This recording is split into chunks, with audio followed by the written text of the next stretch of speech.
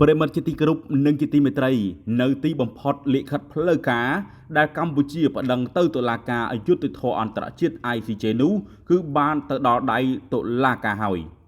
យោងតាមគណនី Facebook Page របស់សម្ដេចមហាបវរធិបតីហ៊ុនម៉ាណែតនាយករដ្ឋមន្ត្រីនៃព្រះរាជាណាចក្រកម្ពុជា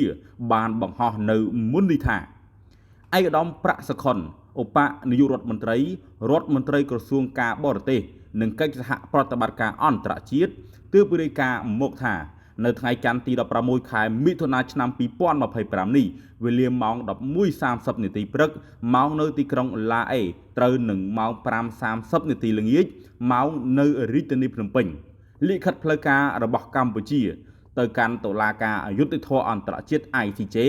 ដើម្បីជួយស្វែងរកដំណោះស្រាយបញ្ហាវិវាទព្រំដែននៅតំបន់ប្រាសាទតាមាន់ធំប្រាសាទតាមាន់តូចប្រាសាទតាក្របីនិងតំបន់មំបីត្រូវបានលោកជំទាវស្រេងធីតាឯកអគ្គរដ្ឋទូតកម្ពុជាប្រចាំនៅប្រទេសហូឡង់ប្រគល់ដោយផ្ទាល់ដល់ដៃលោកក្រឡាបញ្ជីហ្វីលីបនៅតុលាការអយុត្តិធម៌អន្តរជាតិ ICJ កម្ពុជាមិនដកថយទេពីការប្រើប្រាស់យន្តការច្បាប់តាមរយៈតុលាការយុត្តិធម៌អន្តរជាតិ ICJ ដើម្បីស្វែងរកដំណោះស្រាយបញ្ហាព្រំដែនកម្ពុជាថៃនៅប្រាសាទតាមាន់ធំប្រាសាទតាមាន់តូចប្រាសាទតាក្របីនិងតំបន់មំបី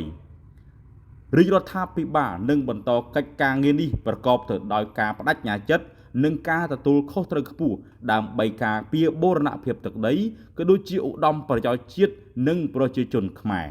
ប្រិមត្តជាទីគោរពនិងជាទីមេត្រីនៅទីបំផុតលិខិត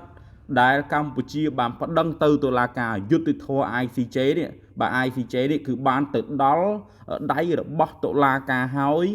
នៅថ្ងៃនេះគឺម៉ោង 11:30 នាទីម៉ោងនៅទីក្រុងឡាអេស្មើនឹងម៉ោង 4:30 នាទីម៉ោងនៅរាជធានីភ្នំពេញ